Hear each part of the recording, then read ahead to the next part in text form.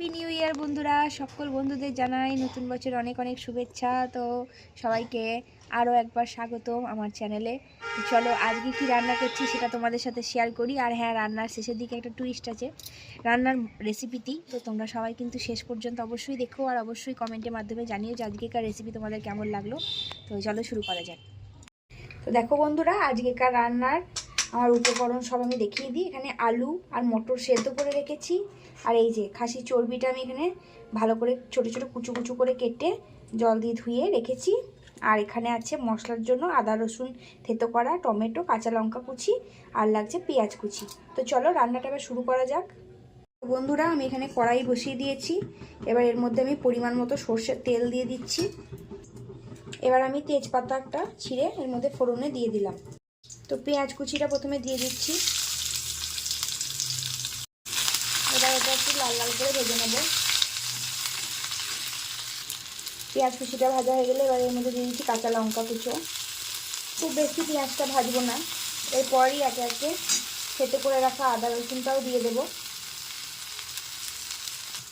ভালোভাবে মিশিয়ে নিচ্ছি। কাঁচা গন্ধ চলে যাওয়া পর্যন্ত এটাকে একটু ভেজে নিতে হবে। মশলাটা খুব বেশি কষানোর প্রয়োজন নেই এখানে, জাস্ট কাঁচা গন্ধটা চলে যাওয়া পর্যন্ত। টমেটো কুচিটা এবার দিয়ে দিলাম এর মধ্যে। এবার এটাকেও বেশ ভালোভাবে একটু নাড়াচাড়া করে কষিয়ে নেব। টমেটোটা একটু নরম করার জন্য আমি এখানে এবার নুন অ্যাড করছি। নুনটা দিয়ে একটু ভালো করে ভেজে নেওয়ার পর আমি এর মধ্যে একে একে গুঁড়ো মশলাগুলো এবার অ্যাড করব। তো প্রথমেই দিচ্ছি হলুদ গুঁড়ো, এরপর দিয়ে দিচ্ছি জিরের গুঁড়ো, দিচ্ছি সামান্য ধনের গুঁড়ো, আর দেবো কালারের জন্য কাশ্মীরি লাল লঙ্কার গুঁড়ো। যেহেতু আমি এখানে কাঁচা লঙ্কা ইউজ করছি তাই আমি এখানে শুকনো লঙ্কার গুঁড়ো ব্যবহার করছি না। এবার সমস্ত গুঁড়ো মশলাগুলোকে আমি ভালোভাবে মিশিয়ে নিয়ে কষাতে থাকবো।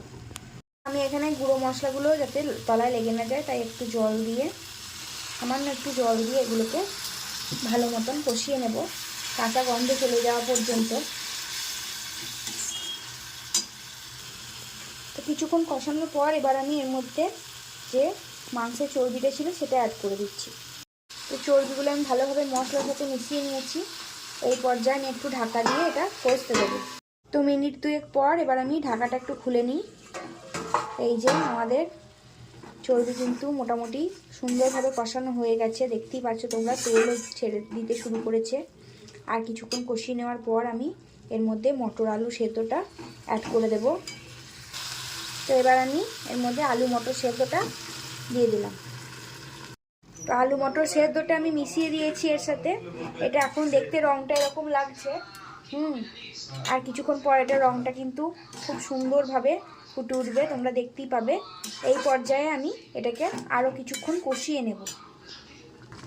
অনেকে আলুটা ভেজে দেয়, কিন্তু আমি এইভাবে সেদ্ধ করেই দিই, এতে টেস্টটা আমার বেশি ভালো লাগে মনে হয়, সেই জন্য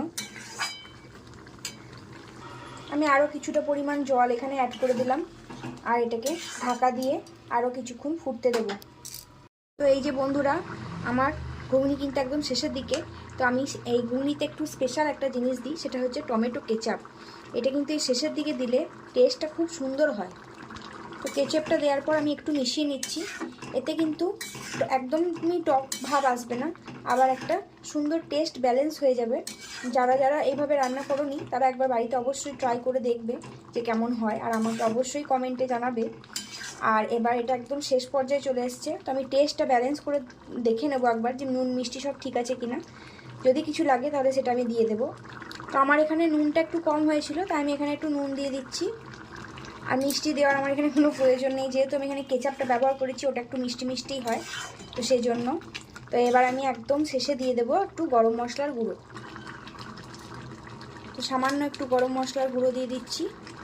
তো বন্ধুরা, আমি কিন্তু গরম মশলাটা দিয়ে দিয়েছি। এবার এটাকে আমি মিনিট 5 ঢাকা দিয়ে রেস্টিং টাইমে হতে দেব। এই যে আমার ফাইনাল লুক খাসির চর্বি দিয়ে ঘুগনির।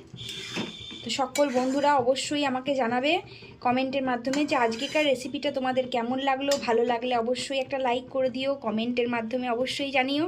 আর আমার চ্যানেলকে সাবস্ক্রাইব করতে একদম ভুলো না। দেখা হচ্ছে আরও একটা নতুন ভিডিও নিয়ে। সবাই ভালো থেকো, সবাইকে নতুন বছরের অনেক অনেক শুভেচ্ছা ও ভালোবাসা রইল আমার তরফ থেকে। টাটা।